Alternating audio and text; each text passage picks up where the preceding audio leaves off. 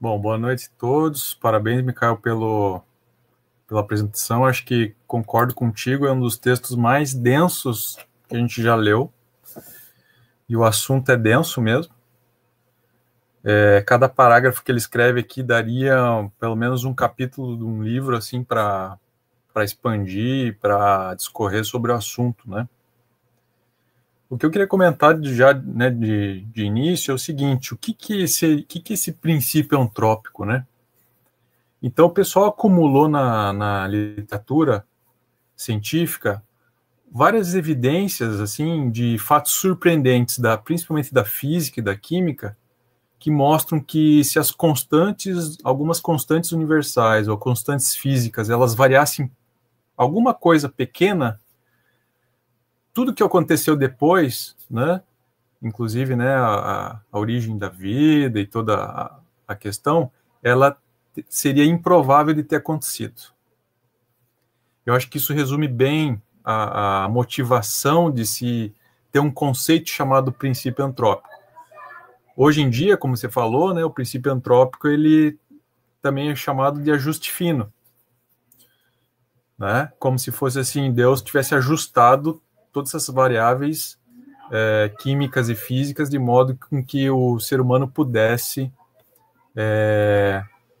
ser formado, né, ser criado e ter condições de vida. Só para vocês terem uma ideia, né, eu tenho um resuminho aqui que eu tenho anotado de quais seriam esses fatos surpreendentes que levam a gente, né, chamar a atenção de que existe um princípio antrópico, um ajuste fino para a vida na Terra, né? Ô, mocinha, vai para lá tomar banho. Então, por exemplo, na hora do... O que está previsto, né, no Big Bang? Nos primeiros segundos do Big Bang é que formam as forças físicas, né? Então, basicamente são quatro: a força gravitacional, a força nuclear forte, nuclear fraca e a eletromagnética. E aí tem uns arranjos e tensionamentos assim, se a gravitacional fosse muito mais forte, o Big Bang não teria acontecido, ela teria se mantido colapsado, né? Então, então tem razões de forças, tensões, que se uma fosse um pouco maior que a outra, as coisas não teriam acontecido como aconteceu, né? Então, por exemplo, a quantidade de matéria no universo, ou velocidade, né? Então, se a gravidade ou as forças forem muito fortes, o universo teria colapsado. Se fossem muito fracas, não teria formação de nada, nenhuma galáxia. As coisas estariam muito mais longes, né, uma da outra. Então, tem uma série de constantes físicas e químicas que levam, que é surpreendente. E isso é importante, pessoal. Isso não é uma prova científica e não é objetivo ter provas científicas disso. É só uma sugestão que a gente interpreta do ponto de vista da teologia natural, que pode ter um criador por trás. Mas em nenhum momento, né, principalmente o McGrath traz isso de modo fantástico, né, nesse livro aqui que eu separei para mostrar para vocês, né, que é o Ajuste Fino do Universo. Em nenhum momento a gente quer provar a Deus aqui com isso. Por quê? Justamente porque a ciência não tem esse alcance. A ciência vai mostrar coisas, né, que sugerem e que têm ressonância com a criação, tá? Então a gente não quer provar isso não é prova de nada, mas isso sugere, se a gente der um passo metafísico, sugere que a criação ela tenha acontecido, né? O interessante no livro do McGrath é que ele explora cada um. Tem uma parte do livro, a primeira parte é mais metodológica, filosófica, e a segunda parte são esses exemplos. Então ele fala das constantes gravitacionais, ele fala sobre a água, como a água é um elemento tão peculiar, né? Então ela é um solvente universal para nós, né? Ela tem, por exemplo, um intervalo de temperatura que ela é líquida, e isso bate com a temperatura da superfície da Terra. a densidade da água líquida ela não se modifica rapidamente, né? Então, ela tem uma densidade máxima a 4 graus, por algum motivo. O gelo flutua, né, sobre a água. Então, tem várias coisas, né? Várias propriedades que a água tem e que levam a gente a considerar isso como fatos surpreendentes, que devem ter algum ajuste, isso, né, é um ajuste fino, ou um princípio, né, esse princípio antrópico, né, apesar do nome, assim, talvez não ser tão adequado, mas é bastante conhecido como princípio antrópico, né, e eu acho interessante isso. No texto, né, o Polkinghorne ele traz algumas dessas, então é aquela parte, né, da especificidade antrópica, né, o caráter aberto, o arranjo global. Então ele fala ali das especificidades quantitativas, 4 forças universais, né? E aqui eu assinalei no texto, ó, se uma variável aqui, uma constante, fosse pouco menor, o universo teria convertido todo o seu hidrogênio em hélio, antes mesmo de esfriar. Então e isso o McGrath chama de como se fosse um experimento contrafactual, né? Isso, na verdade, não existe, mas se você pensar assim, se essa variável for minimamente pequena, o que aconteceria, né? E aí uma simulação leva a crer que as coisas não seriam como é hoje, né? Então, outro exemplo, né? Se esse valor fosse diferente, o carbono poderia não ter sido não poderia ser existir, não existir, né? Razão entre eletromagnetismo e gravidade poderia dar em outras coisas. Então, o mote geral, a ideia geral é que existe uma lista de fenômenos surpreendentes que mostram que se uma pequena variação ocorresse, e por isso ajuste fino, seria difícil ter vida, né? Formação do carbono e oxigênio e outras moléculas mais pesadas, né? Seria muito mais difícil ter isso, né? E isso tem ressonância com a criação, né? Eu queria só fazer esse comentário inicial aí, que eu acho que é uma forma interessante de entender o que é o princípio antrópico, para que serve, né? Da onde que vem essa ideia? E tem eu acho que a ideia principal, né? Tem um autor aqui, ele deve citar aqui, agora não lembro, o Barrow e Tipler. Eles têm um livro de 86. Esse livro eu tenho em PDF, mas nunca li. Mas eles, basicamente, em 200 páginas, eles apresentam toda essa ideia de exemplos de dados fatuais ou surpreendentes que chamam atenção, né? Que chamam atenção e defendem a questão de propósito, né? Só comentar isso aí.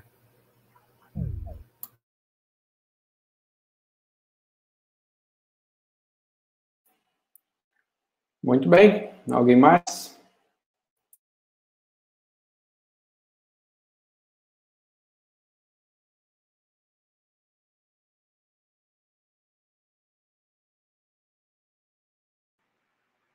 Vou falar, então. Primeiro eu queria dizer que foi difícil ler. Também não era da física na época da escola, mas enfim, consegui. Na verdade, a primeira coisa que eu queria falar é que eu achei a ideia do fuzilamento, a metáfora, né, sensacional, porque traz muita a perspectiva de que as coisas foram muito encaixadinhas para ter sido simplesmente sorte, sabe? E tanto na metáfora quanto na criação e desenvolvimento do nosso universo. E outra coisa também foi que eu fiquei pensando, né? Quando a gente estuda isso na escola, é muito superficial, né? Essa parte da física, a gente não aprofunda muito. Mas a gente passa por ela e passa pela questão da evolução também, na biologia, né? E eu tinha uma dificuldade, assim, pessoal, de encaixar isso com a realidade da fé. Não que eu não acreditasse que Deus não tivesse criado, para mim ele tinha criado, mas eu não conseguia ver como que uma coisa encaixava na outra, sabe?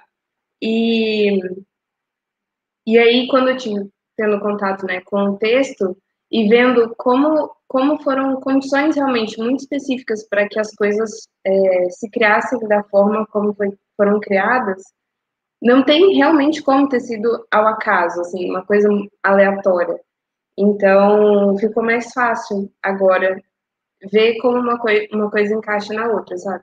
Foram condições e constantes, enfim, essas questões físicas muito específicas para construir o que foi construído hoje, sabe? Então, achei isso muito legal.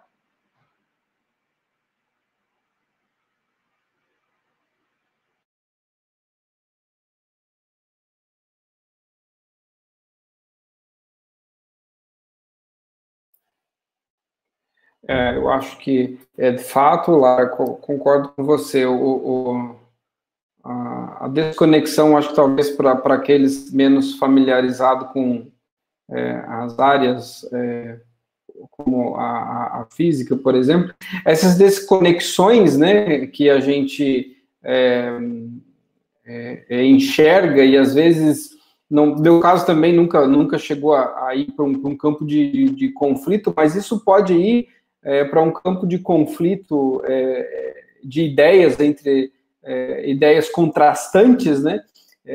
E que às vezes é um mero desconhecimento, né? A gente saber, o Peter falou, acho que foi muito feliz na colocação agora há pouco, saber os limites, né? A gente precisa entender que a ciência, de fato, não está para provar Deus, não vem ao caso, não é isso, né?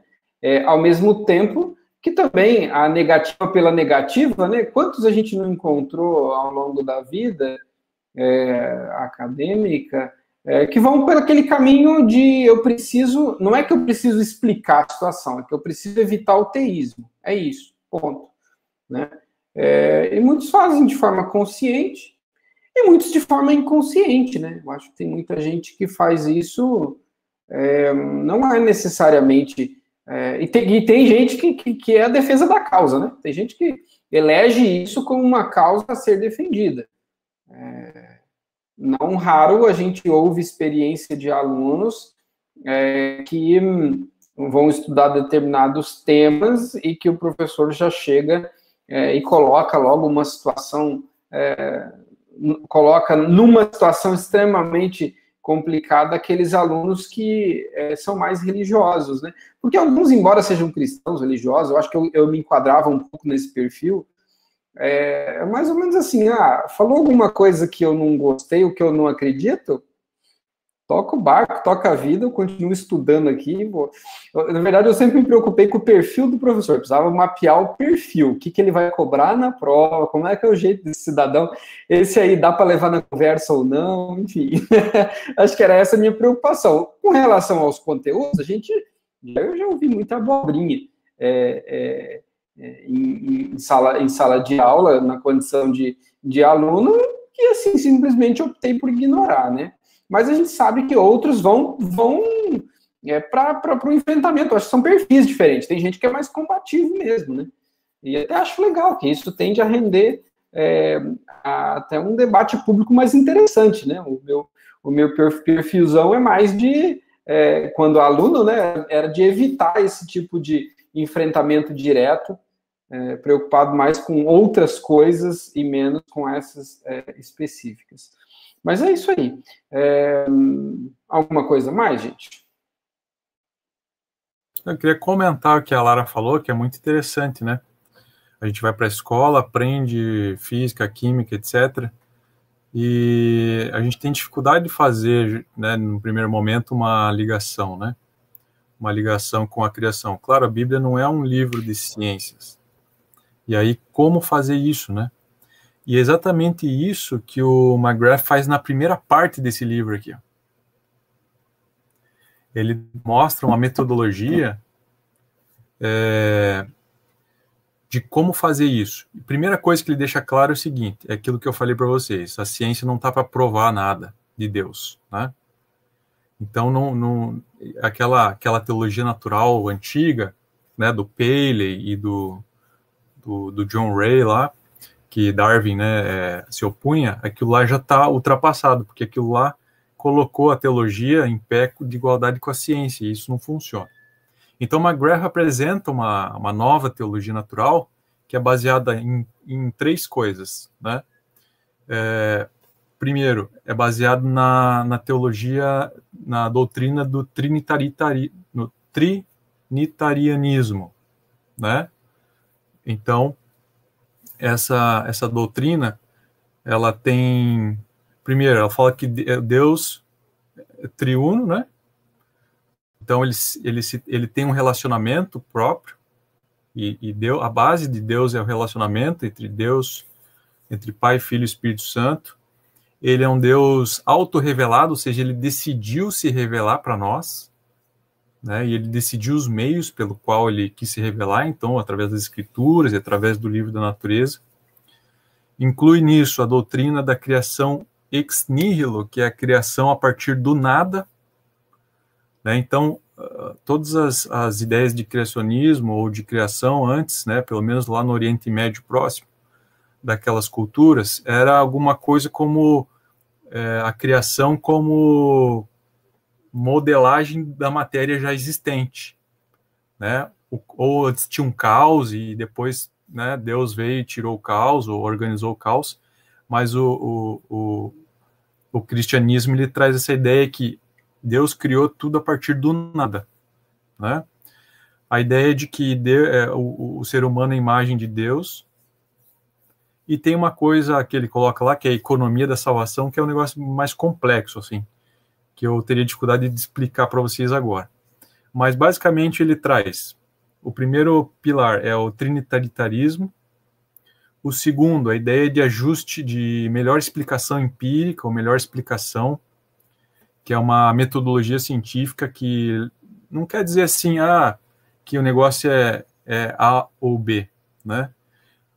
O importante é o seguinte, imagina o seguinte, você tem 3 botas para calçar, você coloca as 3, nenhuma delas tem um encaixe perfeito, mas tem uma que ela é um pouquinho melhor que a outra, então ela explica melhor a realidade, apesar de não explicar tudo, mas ela explica um pouquinho melhor que a outra, né? Então você põe uma bota, né?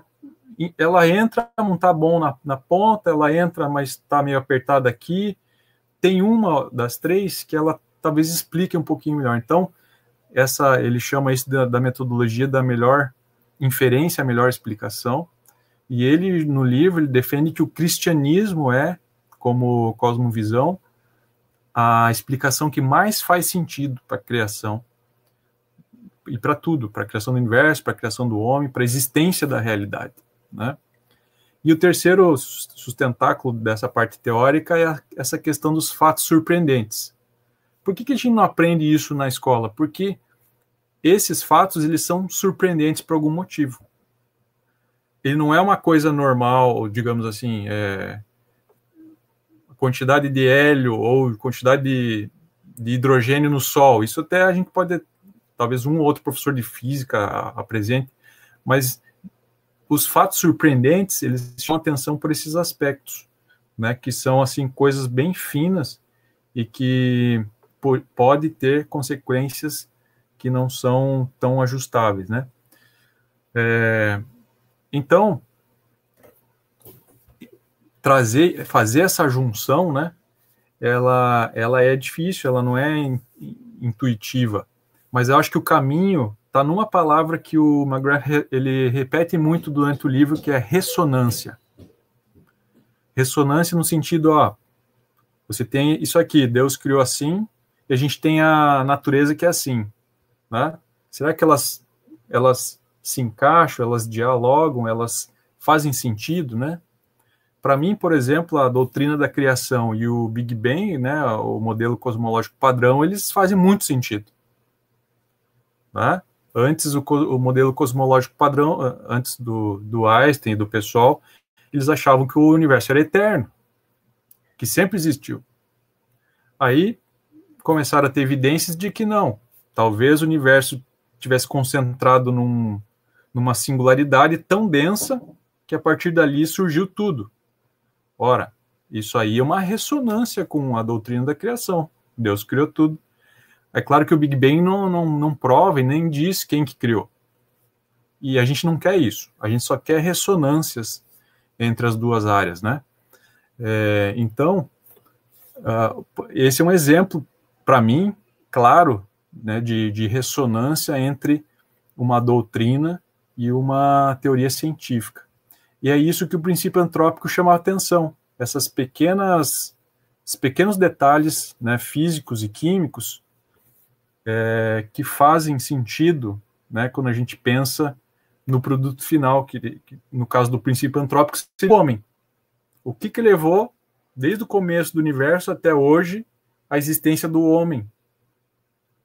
Né? Todas essas variáveis, né, concatenadas, ou é um sistema complexo, porque uma situação anterior interfere na situação seguinte, então é um sistema muito complexo, e que qualquer modificação lá, né, qualquer batida de asa de uma borboleta pode gerar um furacão em outro lugar, né? Esse é o princípio do caos.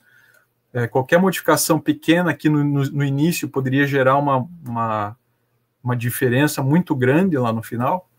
Então, considerando tudo isso, né, isso ressoa, isso para nós, que a gente tem uma visão, uma cosmovisão teísta, cristã, isso ressoa como um criador.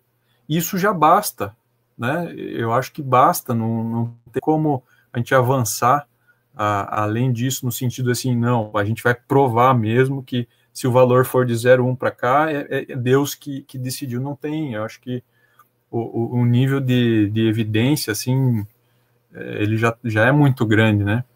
E como o Michael trouxe para nós, para ser ateu, quem disse isso, né, é o McGrath, para ser ateu tem que ter fé, quando ele responde ao Dawkins, porque o Dawkins, ele faz chacota de quem tem fé, né, quem é religioso, porque seria coisas infantilizadas ter fé, mas ele mesmo, para ser ateu, tem que ter fé, e para acreditar na ciência, como ele acredita, tem que ter fé também, né, o cientificismo, tem que ter fé também. É isso que eu queria complementar aqui. Eu tenho algumas anotações que eu fiz durante a leitura aqui, mas eu queria abrir aí para vocês comentar, ou talvez falar de alguma experiência própria, ou como que o texto impactou, não sei. A gente pode também falar sobre isso, porque o assunto é denso, né? O assunto, ele não é simples, mas ele é muito interessante.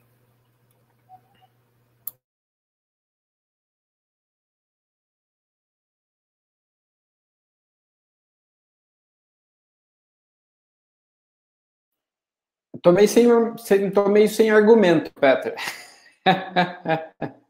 Não, mas eu acho que se você tem mais algumas anotações aí, manda ver. Eu acho que ouvindo você, aí uma série de outras coisas vai fazendo mais sentido da leitura também. Manda ver aí. Tá, então vou ler algumas anotações que eu tenho aqui, que eu acho que vale a pena. Tá? Não é muita coisa não, mas vale a pena. Então, né, eu acho que eu falei um pouquinho, mas eu vou voltar aqui naquele resumo do que a gente chama de evidências ou fatos surpreendentes. Então, a razão da força eletromagnética em relação à força da gravidade. Se o valor fosse menor, apenas um universo em miniatura e de curta duração poderia existir. 2. Força nuclear forte. Aí tem um valor aqui. Controla como as estrelas transmutam hidrogênio em todos os elementos da tabela periódica. Se esse valor da força nuclear forte fosse levemente diferente, não haveria os elementos mais pesados como carbono, oxigênio, fósforo. 3. A quantidade de matéria no universo. Importância relativa da gravidade e expansão de energia no universo. A velocidade inicial parece ter sido finamente ajustada. Se a razão, ou essa velocidade inicial, a razão fosse alta, o universo teria colapsado já de saída, ou se a razão fosse baixa, nenhuma galáxia teria se formado, porque tudo teria espalhado. Repulsão cósmica. A gravidade cósmica é muito pequena. Então, se os valores fossem mais altos de antigravidade, teriam impedido a evolução cósmica antes de começar. 5. Razão da força de ligação gravitacional da energia de massa de repouso. Se o valor fosse menor, o o universo seria inerte e desestruturado. Se o valor fosse maior, seria um lugar violento, caótico e com vastos buracos negros. Tá? 6. O número de dimensões espaciais. Mais ou menos, se tivesse... Né, a gente tem 3 dimensões, quarta com o tempo, mas se tivesse mais ou menos, ele acredita, ele coloca que talvez a vida não pudesse existir. Tem uma citação aqui de um cientista, diz assim, de Freeman Dyson: quanto mais eu examino o universo e estudo os detalhes de sua arquitetura, mais evidências encontro de que o universo, em algum sentido, devia saber que nós estávamos chegando. Tá?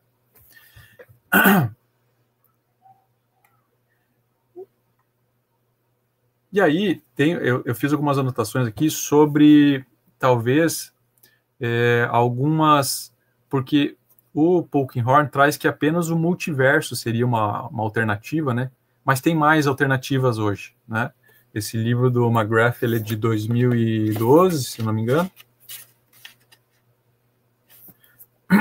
E ele traz pelo menos outras explicações. Porque o que o pessoal fala, né? Fala assim, não, essas constantes são tão finamente ajustadas, né? Pode ser outra coisa. E aí, qual que é a explicação, as explicações alternativas, né? Uma, causalidade. As constantes deveriam ter algum valor. O cara fala assim, não, a constante tem que ter algum valor. E o fato delas terem esse valor não é evidência, né, de que tenha sido criado. Né? Outra alternativa, outro contraponto é o seguinte, é o ponto de vista restrito. É o fato de que se as constantes não fossem como são agora, a gente não teria sido formado e como a gente não foi formado, a gente não seria pessoas observando essa situação. Faz sentido isso? Então, o argumento é assim, nós estamos aqui hoje porque o universo é assim. E deu certo. Se o universo não tivesse dado certo, a gente não estaria aqui para contar a história, para observar isso. E o universo é assim porque aleatoriamente deu certo, ou porque algum motivo deu certo. Então, é uma alternativa aí, tirando a parte, né, da criação. Né? Isso chama ponto de vista restrito, né? Ou localização do observador. E tem o multiverso. O multiverso diz assim, existem vários universos. Cada universo ele é um pouquinho diferente nas constantes e o que a gente está é o que deu certo para nós. É mais ou menos isso. Ou, numa versão mais conservadora, cada porção do universo tem umas variações nas constantes e é por isso, nós demos sorte, né, de surgir numa porção que combinou com o que o homem precisa. Né? Em outras porções não combinou, o homem não existe lá. Então, não tem ninguém para observar lá isso, então... Né? Então, tem muita discussão dessa observação, né, do ponto de vista. É claro que em alguma medida faz sentido, né? Mas se a gente já parte de como a gente tem uma cosmovisão cristã, a gente tende a adotar uma visão que faça mais sentido para nós, que é a da criação, né? E bom, e isso o McGrath ele leva desde a criação, desde o Big Bang até a evolução biológica. Tá? Então, ele coloca que a evolução biológica é também um ajuste fino. Em certo sentido, é um ajuste fino a outros, só que mais complexo, né? A outras situações. Né?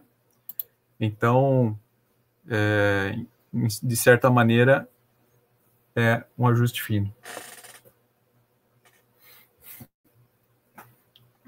Oi.